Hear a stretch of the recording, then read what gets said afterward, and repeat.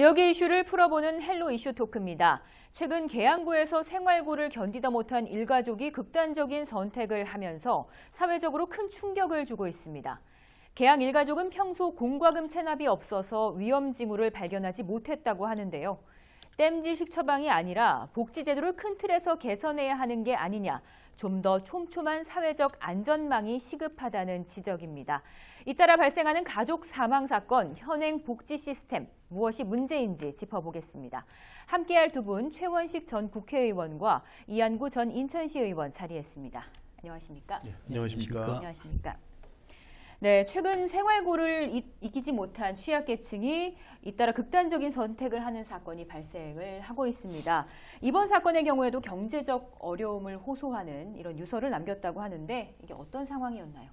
예, 올해 언론에 보도된 일가족 자살 사건의 경우는 대부분의 부모가 30대나 40대이고요. 예. 미성년 자녀라든지 또는 성년 자녀까지 포함된 예. 이런 희생들이라서 사실 더욱더 안타까운 그런 현실입니다. 지난 19일 날 계양구에서 발생한 사건은 40대 한부모죠. 어머니가 이제 계시고요. 그다음에 거기에 딸, 또 아들, 그리고 딸의 친구까지 4명이 자살한 사건인데요. 국가수 부검 결과 가스에 의한 질식사로 이것이 추정된다고 밝혀졌고요.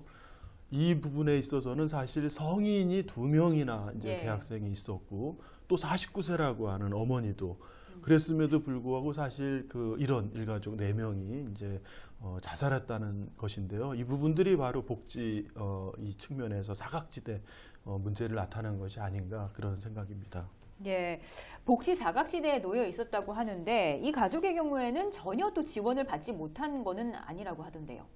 예, 복지 사각지대를 이제 어떻게 해석하느냐 이제 이런 문제가 있는데요. 이 가족의 경우 작년에 긴급복지로 해서 긴급 지원이죠. 95만 원씩 3개월을 지원받은 바가 있고요. 그리고 차상위 계층으로서 주거급여를 이제 24만 원씩 매달 받아왔고 정부 양곡이라든지 전기요금, 가스요금 이제 이런 부분들을 좀 감면 이제 받아왔습니다. 문제는 이제 이 49세 어머니가 바리스타 일을 하시다가 이제 건강상의 이유로 실직된 상태였고요. 또 성인인 2 자녀 역시 하나는 대학교 휴학생, 하나는 이제 청년이었음에도 불구하고 장기간 실직 상태로 있음으로 인해서 이런 병원비라든지 또 필요한 생활비 이런 것들은 지원받고 있지 못한 이제 그런 상태였던 거죠. 수급자로 선택되지 못했기 때문에요. 네. 예, 바로 이번 사건 같은 경우는 우리 복지제도 차상위 계층 또 국민기초생활 수급자를 선정하는 기준의 문제들을 종합적으로 이제 나타난 그런 사건으로 보입니다. 네, 지난 2014년 송파 세모녀 사건에서부터 얼마 전에 이 성북동 세모녀 사건까지 생활고로 인한 극단적인 사태가 잇따라서 발생을 하고 있습니다. 바른미래당에서도 이것과 관련해서 성명서를 냈는데요. 왜 이런 사건이 발생을 했다고 보십니까?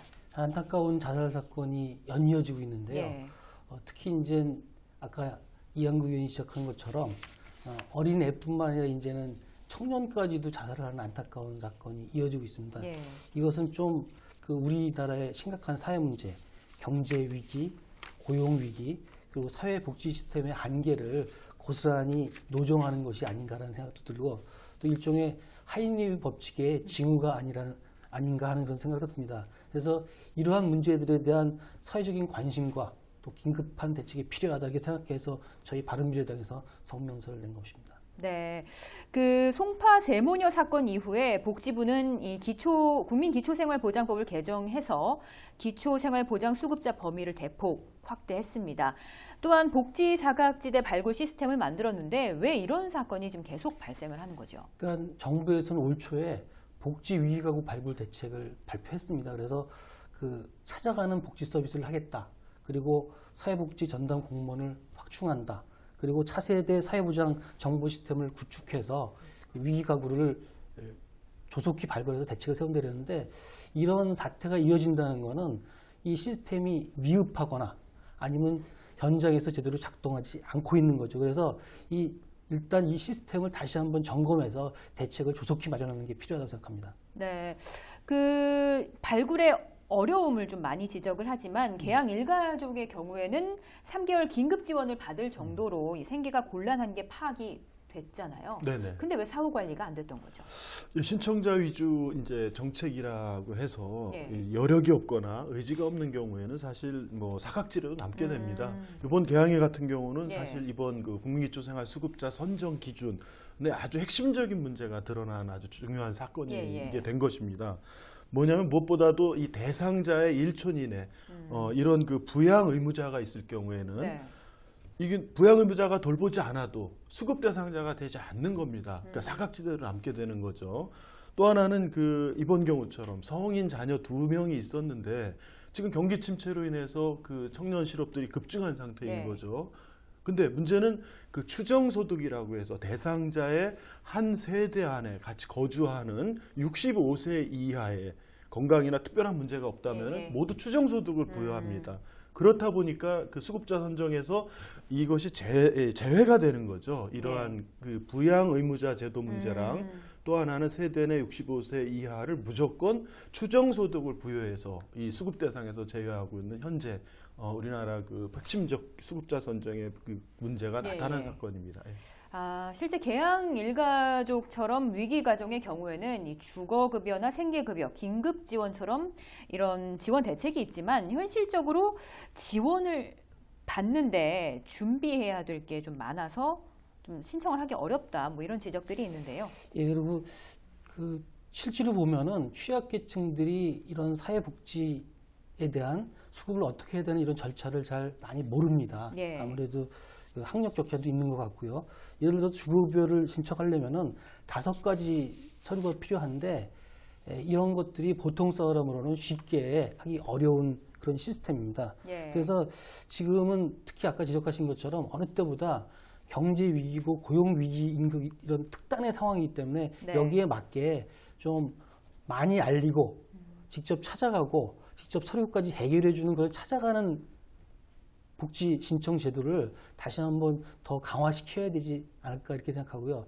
또 부양 의무자 문제는 지금 사실 현실적으로 이 가족 간에 부양료를 청구하는 게 없을 정도로 많이 어떤 가족 관계가 해체돼 가고 있습니다. 네. 그렇기 때문에 이런 부양이 실제로 사회적으로 진행이 안 되고 있는데 그 기준을 가지고 사회복지 수급을 따진다는 거는 현실에 맞지 않는 거죠. 그래서 만약 이 제도 자체를 철폐하거나 유지한다면은 우선적으로 정부가 지급하고 정부가 구상을 하는 그런 시스템의 변화들을 많이 고민을 해야 될 것 같습니다. 앞서서 5가지 조건을 말씀하셨는데 구체적으로 어떤 것들인가요? 주거급여 신청하려면은 먼저 사회보장급여 제공 신청서를 작성해야 되고 그다음에 소득재산 신고서, 금융정보 제공 동의서, 임대차 계약서, 그다음에 통장사업 이런 서류를 해야 되는데 이제 행정적인 절차로 좀 지식이 있는 사람들은 이게 쉬울 수 있지만은 취약계층들은 이러한 일들을 많이 안 해봤기 때문에 정확히 알려주고 그걸 도와주고 작성하게 만들고 이렇게까지 협력관계로 가지 않으면 실제로 신청이 제대로 안 되는 거죠. 근데 이제 많은 전문가들은 좀 더 세밀하고 좀 꼼꼼한 대책들을 요구를 하는데 구체적으로 어떤 방안이 좀 필요하다고 보십니까? 거시적으로는 지금 사회복지 예산이 너무 국가적으로 중복되고 낭비되는 게 많습니다. 최근 언론 보도에 의하면 23조 정도가 중복된다는 지적도 있고요.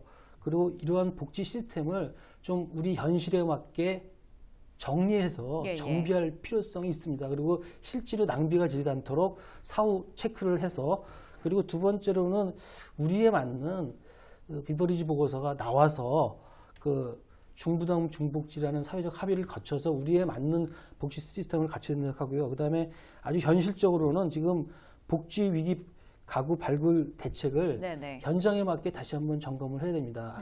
그 대책은 있지만은 작동이 안 된 측면도 있거든요. 그래서 미흡한 거는 보완시키더라도 그래서 실제로 찾아가고 알리고 거기에 맞게 해결해 주는 그런 복지 행정이 필요한 시점이죠. 이전 의원께서는 좀 어떻게 보세요? 2019년 그 최근에 이제 통계조사 결과를 발표했는데 그 복지 체감도가 지난 2년 동안 49%에서 사실 61% 좋아진 걸로 나타났거든요. 그럼에도 불구하고 이러한 그 극단적 사건들은 더 늘어나고 있는 추세죠. 2년 전보다. 그 사회보장은 좋아졌지만 자살률은 이제 줄지 않는 것은 그 현금을 지원하는 이런 재정적 지원에 머물어서는 이런 복지체계 전반이 개선되지 않는다는 겁니다. 외국의 사례에도 보듯이 미국이라든지 이런 먼저 그 발전된 나라들이 대부분의 나라들이 초기에 자살률이 높았는데 지금 자살률이 급감한 거에 비해서 우리나라만 OECD 1위잖아요. 특히 뭐 70세 이상 그 어르신들 농촌 지역이나 이런 뭐 2003년부터 계속 자살률 1위인데 다른 나라들은 이것을 그 복지 재원 지정에만 국한하지 않고요. 이 사람들이 왜 사회로부터 그 격리돼 있고 왜 사회와 함께 이것을 극복할 의지 이런 것들을 갖지 못하는지 또 이 사람들이 여러 주변 여건이나 환경에 의해서 정신적 이런 부분은 없는지 이런 것들을 종합적으로 처방한다는 거죠.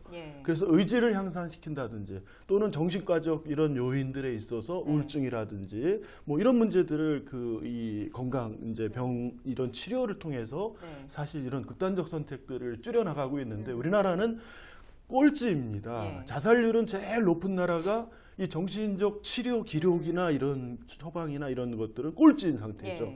그러니까 이게 복지에 있어서 재정을 투입하는 지금 이렇게 직접 현금 지원하는 것만으로 이 사회적 전반의 문제를 해결할 수 없다는 것을 보여주는 단면이라고 봅니다. 근데 사실 생활고를 겪고 있다고 하면 현금 지원이 가장 현실적인 대안이 아닐까요? 어떻게 보세요? 뭐 현금 지원이 필요하기도 하지만 최근에 30대, 40대들은 사실은 장기적 어려움보다는 한 번의 어떤 사업 실패라든지 이런 경우들이 많아요. 최근에 언론에 그 일가족 그런 자살 사건들의 대부분들이요. 이런 걸 볼 때는 사실 그 또 하나는 아까 말씀드린 대로 고령, 농촌 지역의 고령 인구들. 우리나라 자살률이 바로 농촌 지역의 70대 이상 인구가 가장 높고요. 그 다음에 이제 청년층, 그 다음에 이제 20대, 10대죠. 각종 그런 학업 경쟁 문제나 이런 걸로 인한 자살 문제. 그러니까 이런 부분들은 돈만으로 치료될 수 있는 것이 아니라는 걸 반증하거든요. 복지 사각지대 해소 대책이 나올 때까지 나올 때마다 한계로 지적이 되는 게 공무원들의 인력 문제입니다. 과거 인력을 대폭 충원을 했지만 복지사들의 업무 과중이 계속되고 있는데 이것을 어떻게 좀 극복을 해 나갈 방법은 없을까요? 지금 제가 그 사회보장 정보 시스템에 대해서 뭐 구체적으로 파악을 못해서 그렇지만은 그 사회보장 정보 시스템이 정보화 사회에서 상당히 중요한 역할을 합니다. 그래서 그런 사회보장 정보 시스템을 제대로 가동하게 해서 인력 낭비를 줄일 수 있고 그 다음에 예를 들어서 광범위한 민간 보조를 받는 거죠. 예를 들면은 위기 가구를 발견하기 위해서는 가스, 수도, 전기 검침원들이 방문하지 않습니까? 그렇죠. 그런 인력들을 활용해서 조기 발견할 수 있는 걸지. 그다음에 쪽방 상담소나 지여동센터, 그다음에 각종 복지관을 통해서 상시적으로 그 위기 가구들을 발굴할 수 있고 관리할 수 있는 시스템을 보조적으로 한다면은 그나마 좀 많이 그 보완되지 않을까 이렇게 생각합니다. 어떻게 좀 보세요? 제가 구체적으로 사실 이 부분을 좀 말씀드리면 예를 들면 이제 주민센터 하나의 지역에 보통 주민들이 15,000에서 한 2만 명, 최대 5만 명까지지만요. 근데 거기에 이 사회복지를 담당하는 공무원들이 5명입니다. 그리고 지난 그 정부에서는 이제 그 행정 그 복지센터 해서 사실은 이 주민센터를 복지의 어떤 통합적인 이런 하나의 거점으로서 사실 이 행정적 자원만이 아니라 민간 자원까지 이걸 통합적으로 해서 사실 사각지대를 최소화하는 이런 부분이었는데 또 최근에는 이거를 그 행정자치부가 이 주민자치를 넘어서 이 복지까지도 또 통합하는 일종의 정부 부처간 사실 또 이런 뭐라 그래야 되나요? 주도권이라고 해야 되나요?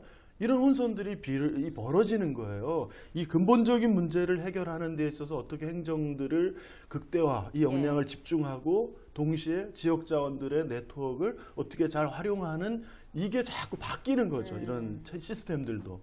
행정상의 문제 때문에 계속 구조적으로 복지 인력들이 취약하고 그 복지 인력들의 많은 인원수에 비해서 승진이나 이런 것도 아주 이렇게 낮고요. 그러니까 복지를 강조하면서도 실제 이것을 운영하는 시스템과 이것을 지원하는 여러 제도는 저 밑바닥에 있는 현실인 거죠. 예, 박남춘 인천시장이 인천 복지 기준선을 설정해서 소외계층이 없도록 하겠다 이런 이야기를 했습니다. 최근 이것과 관련된 용역이 한창 진행 중인데 복지 기준선을 설정함에 있어서 좀 조언을 하실 부분이 있다면 좀 강조를 한번 해주세요. 예, 그 박남춘 시장께서 이제 맞춤형 복지 예. 이제 공약 중에 이 복지 기준선을 이제 설정하겠다 이런 걸 했고요. 올해 3월달에 인천복지재단에 용역을 줘서 예. 올 12월에 용역이 마쳐지고 이것이 이제 내년에는 정책을 어떻게 적용할 것인가를 거쳐서 이제 내년 하반기에 예산이 편성되는데요. 저는 뭐 무엇보다도 그리고 사실 이번 공교롭게 그 20날 이 복지 기준선 관련 첫 시민 토론회가 있었습니다. 네. 주거와 이제 그 이 소득에 관한 두 핵심 주제로요. 네. 근데 이 개항의 사건이 19일 날 19일, 일어났어요. 그렇죠. 다음 날. 예, 그래서 이 두 가지의 어떤 연계성들이 좀 많이 부각이 됐는데요. 네. 중요한 거는 그 복지 기준선을 정하더라도 우리 인천시 이 구군별 재정 격차가 심하기 때문에 네. 국비를 지원하지 않는 한 이것은 시비 또는 구비 매칭을 할 것이 분명하거든요. 예.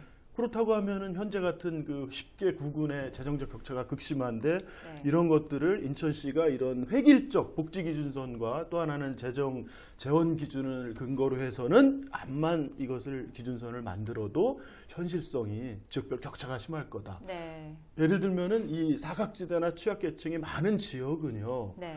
이것을 지원해야 될 행정 역량도 다른 인원수 대비로 하니까 공무원 수가 적죠.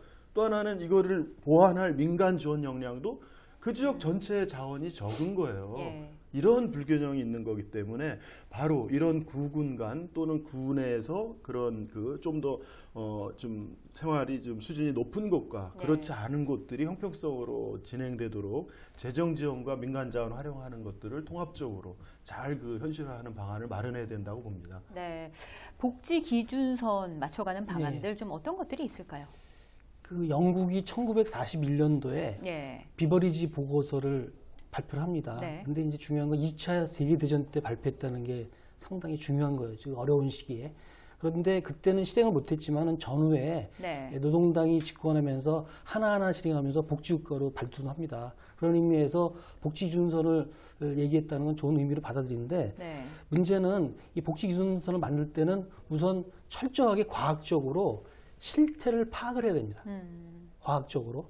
그걸 막연하게 토론으로 넘겨서는 안 되고 실제 지금 우리 그 어떤 소득을 받는 사람이 몇 %고 어떤 상태다 이건 정확히 파악해야 되고 두 번째로는 우리가 부담 가능한 재정이 어느 정도인가를 또 정확히 파악해서 네. 이걸 어떻게 맞출 것인가를 고민을 하면서 사회적 합의를 이루어가는데 제가 부탁하고 싶은 얘기는 지금 우리나라 복지 상당한 문제가 포퓰리즘에 휘둘리면 안 되고 네. 특히 너무 보편적 복지 중심으로 가는데 취약계층에 집중할 수 있는 지금 선별적 복지가 이 경제 위기 시절에는 중요합니다. 그래서 그런 융통성 있는 선별적 복지를 강조하고 싶다 이렇게 말씀드리고 싶습니다. 네, 네. 장기적으로 이런 대책들이 중요한데 사실 당장 이런 안타까운 사건들이 발생하지 않기 위해서는 또 시급하게 추진해야 될 것들이 있을 겁니다. 예. 좀 어떻게 보십니까? 그러니까 사회보장 시스템이 평시에 가동할 수도 있지만은 또 긴급한 사태가 있습니다. 예를 들어 지금같이 경제 위기, 고용 위기 이런 사태에 대해서는 거기에 맞게 긴급한 한시적인 조치가 필요한 거죠. 그래서 저는 그 취약 지역에 긴급센터를 한시적으로 운영해서 아까 말씀드렸지만 알리고 찾아가고 해결을 하는 그런 그 복지 지원 시스템을 한시적으로도 운영하는 게 필요하다고 생각합니다. 네, 좀 어떻게 보세요? 시급하게 추진해야 할 것들 간단하게 좀. 2020년에 사실은 이 복지 예산이 이제 올해 72조에서 82조로 정부원이 올라갔는데요. 예. 바로 바로 아까 말씀하신 부양 의무자 이런 그 네. 맹점들을 해결하기 위해서 국회에서 약 3, 4조 정도 네. 증액 요구안이 올라갔습니다. 2023년까지 정부가 부양 의무자 제도를 폐지하겠다는 그 목표지만은 당장 내년부터 국회에서는 이걸 폐지시키는 예산을 이제 올린 셈이죠. 그러니까 이런 부분들이 굉장히 빨리 현실화될 거라고 생각하고요. 무엇보다 그 청년층의 이런 문제가 심각하기 때문에 네. 서울, 경기처럼 우선 인천도 빨리 청년 기본소득 이런 것들을 좀 시행한다면 지금 그 청년층에 있은 지금 최근에 많은 문제들을 해결하는 그런 부분이 좀 될 수 있지 않을까 그런 생각입니다. 예. 네, 알겠습니다. 오늘 두 분 말씀 여기까지 듣도록 하겠습니다. 고맙습니다. 예, 감사합니다. 감사합니다. 네, 헬로 이슈 토크 오늘 순서는 여기까지입니다.